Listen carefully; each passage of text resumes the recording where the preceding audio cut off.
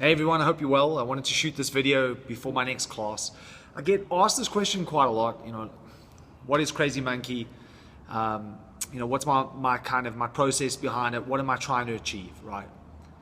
If we're talking purely functional, dynamic martial arts, stuff that's really gonna work, this was kind of my emphasis and this has always been my position on what I teach. There is a lot of things I can teach, but ultimately it comes down to what I know actually works. And there are a lot of people out there teaching stuff, and I can even see just purely based on the questions, when people send me questions, that there's a total misconception oftentimes about what it is actually to be in a fight and what's going to be required of you and what skills you need to bring to bear. So I'm not really interested, to be quite frank, in the vast majority of stuff that gets put out there in the modern martial arts world. At the end of the day, my philosophy has been to strip away the non-essentials, keep what I know that works, what's going to be able to stand up under the pressure of a violent encounter. And of course, one of the places that I can pressure test that is on the mat. But interestingly for me is that, even though I do realize obviously that, training in the gym is not the same as actually fighting on the street. I get that, right?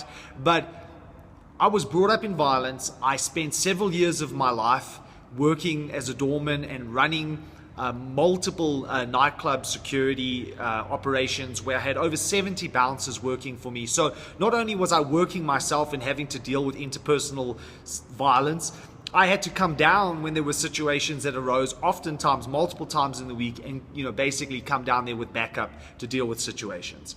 So I am very well versed in my previous lifetime in what it takes in order to get into a situation where there is a potential for interpersonal violence, what that entails, what you should do once it kicks off, what kind of skills you need. And to be quite honest with you, the vast majority of stuff out there that you can learn is never going to be used in those environments. You'll never be able to bring it to bear in a violent encounter.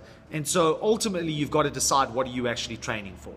Right? And so for me is that I could teach a ton of stuff, but at the end of the day, I don't see what the point is unless I'm actually going to ever be able to apply those techniques, those strategies and those tactics in the environment that it's meant for, where ultimately I have to actually use this to defend myself. So I made that conscious decision when I developed Crazy Monkey Defense. I made the decision to not teach a lot of stuff. But what I do teach, I know works. And this is the key to me, right? Is that, is it actually going to hold up under pressure? Is it actually going to hold up against a resisting opponent or opponents? This to me is far more important than just teaching a bunch of techniques just so the person that I'm teaching to can feel that they've got their money's worth, right? And this is the mindset oftentimes in the martial arts world. It's like, I see all these people delving into dozens and dozens and dozens of different martial arts systems, and that's okay. But at the end of the day, unless you're just doing it purely out of interest and for the artistry side of it, and you like to see the different way that people approach it from one style or system to another, okay, fine. But I don't want to be a jack of all trades and a master of none. And that's really my decision process in Crazy Monkey Defense. I'd rather have a few things that is high percentage that I know is going to work, right, then have a bunch of stuff, tons of information in my head that I know I will likely never bring to bear in a fight situation. These are the other things as well when I approach it. So I'm going to be teaching a Crazy Monkey class coming up in a few minutes, right? So here's a couple of things that I realize is, first of all, in this day and age, people don't have time. Time is very limited. So the time that they can give me is very, very short, maybe a couple of hours a week if I'm lucky, right? That's number one. Number two, people, are afraid to start something new, and they hope that, if they come into something like this, that there's going to be a path laid out for them so that they can come in with zero experience and go from nothing to something, right? Which really is the third point that I raised, is that they want to know that, okay, I've got limited time, I can't dedicate 6 hours a day. I can maybe give you 2 hours a week. Is there a game plan? And when you start approaching your training like that, like it or not, you're going to have to cut out a lot of stuff. I mean, again, I know I'm harping on this. There's tons of stuff that you could learn. So what, though? I mean, at the end of the day, you can learn all this stuff, but if you're never going to be in a position that you can utilize it, or it'll never come out in a fight situation, what's the point of delving into it? I don't understand. I wouldn't want to train like that. I mean, I'd rather deal with high percentage stuff. So, for example, I sparred this morning with Costa Ayanu, right? 4 times UFC champion. We stuck to the boxing game, right?